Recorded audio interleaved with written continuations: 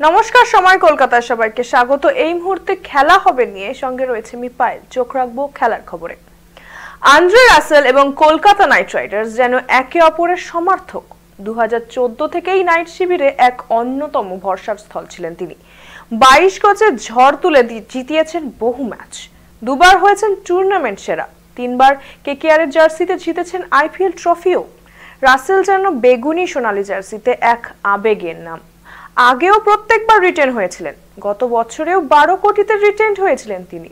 তবে ফর্ম তেমন ভালো ছিল না। সময়ের চাকায় সেই রাসেল ম্যানিয়ার অবসান ঘটতে চলেছে। তাই ক্যারিবিয়ান কিংবদন্তির সঙ্গে এক দশকের স্মরণীয় সম্পর্কের ইতি টানল কেকেআর। কেকেআর শুধু রাসেল নয়, মোট 9 জন ক্রিকেটারকে রিটেন করলো না। এদের মধ্যে 6 জনই বিদেশি ক্রিকেটার। সেই তালিকায় কুইন্টন ডিকক, রহমানুল্লাহ গুরবাজরা যেমন রয়েছেন, তেমনি গতবার সর্বাধিক দামে কেনা ভেঙ্কটেশ আইয়ারও রয়েছেন। সর্বোপরি 2026 মিনি নিলামে 64.3 কোটি টাকা নিয়ে নামবে নাইট বাহিনী। বাকি সব ফ্র্যাঞ্চাইজির থেকে এই অঙ্কের পরিমাণটা অনেকটাই বেশি। এখন এটাই দেখার, কাদের কেনে কেকেআর। এই ক্যারিবিয়ান বিস্টকে কি আবার দলে শামিল করবে কলকাতা?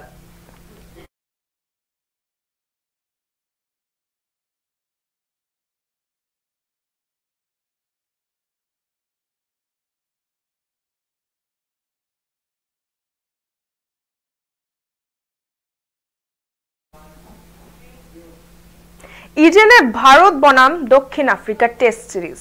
শনিবার ছিল টেস্টের দ্বিতীয় দিন।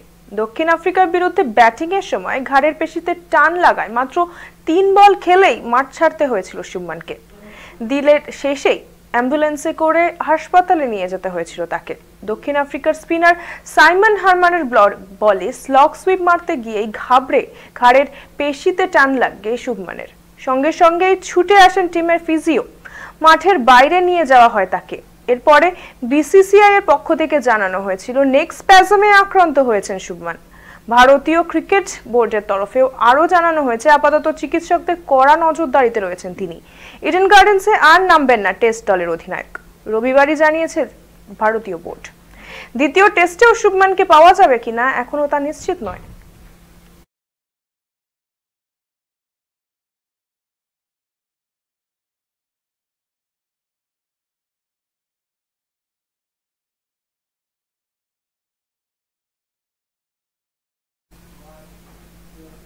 চেন্নাই সুপার কিংস বড়সড় ধাক্কা দিল আইপিএল প্রেমীদের। দীর্ঘদিনের সঙ্গী রবীন্দ্র জাডেজাকে ছেড়ে দিয়ে সঞ্জু স্যামসনকে দলে নিয়েছে তারা। এই সিদ্ধান্তে ক্রিকেট মহলে চাঞ্চল্য তৈরি হলেও সিএসকে শিবির থেকে দাবি করা হয়েছে সবটাই হয়েছে আলোচনা ও সম্মতির ভিত্তিতে। দলের এক কর্তার দাবি, গত 3 মরশুম ধরে সঞ্জুকে নেওয়ার চেষ্টা চলছিল এবং ধোনি জাডেজা দুজনেই বিষয়টি নিয়ে আলোচনা করেছিলেন। ধোনি আপত্তিও করেননি বলেই দাবি তার। আগামী 16 ডিসেম্বর নিলামের আগে নিজেদের সাজিয়ে নিতে চাইছে দলগুলো। সেই দৌড়েই রাজস্থানে ফিরছেন জাডেজা।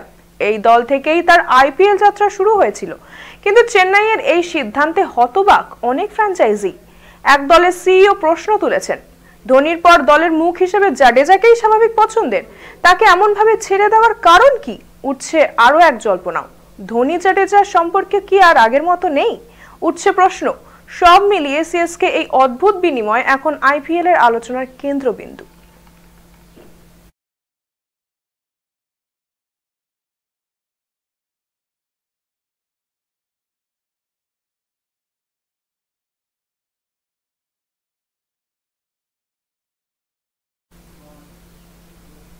বিশ্বকাপ জয়ের আনন্দে এখনো ভাসছে আপামর ভারতীয় সহ বিশ্বজয়ী মহিলা ক্রিকেট দলের সদস্যরাও। এই আবেগের মাঝেই হরমনপ্রীত কৌর আশাবাদী, আগামী দিনে বোর্ডের বার্ষিক চুক্তির অঙ্ক উল্লেখযোগ্যভাবেই বাড়বে। তাদের দাবি, পুরুষদের মতো সমান বেতন না হলেও এবারের ট্রফি তাদের বাণিজ্যিক মূল্য বাড়িয়ে দিয়েছে। এখন সেখানে শীর্ষ পুরুষ ক্রিকেটাররা পান 7 কোটি টাকা, সেখানে মহিলা ক্রিকেটারদের চুক্তির অঙ্ক মাত্র 50 লক্ষ। হরমান মনে করেছেন এই ব্যবধান এবার কিছুটা হলেও কমবে। 2017 সালে ফাইনালে ওঠার পর চুক্তির অঙ্ক বাড়লেও এরপর বড় কোনো আইসিসি সাফল্য না থাকার সংখ্যাটা স্থির ছিল বলে জানান তিনি। তবে বিশ্বকাপ জয়ের ফলে ছবিটা বদলে যাবে বলেই বিশ্বাস তার। ফাইনালে নাদিন ডিক্লার্কের ক্যাচ ধরার স্মৃতিও তাকে এখনো আপ্লুত করে। নিজের কথায় তিনি সেই মুহূর্তের ভিডিও তিনি হাজারবার দেখেছেন।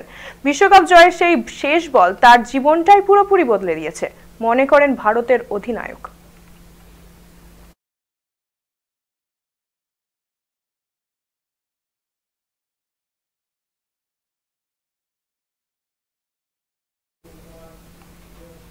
দু 2026 ফিফা বিশ্বকাপের যোগ্যতা অর্জন করল ক্রোয়েশিয়া।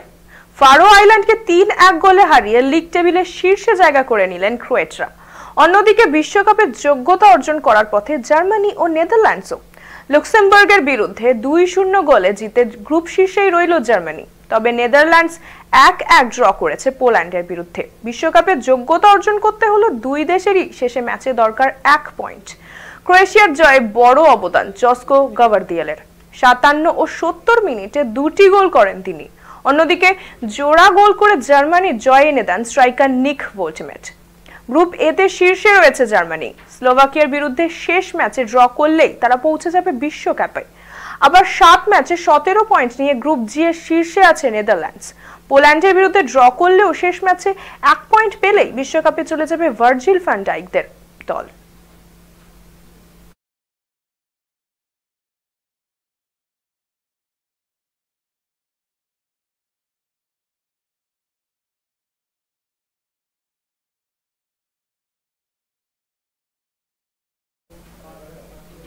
এখনকার মতো খেলা হবে এই পর্যন্তই।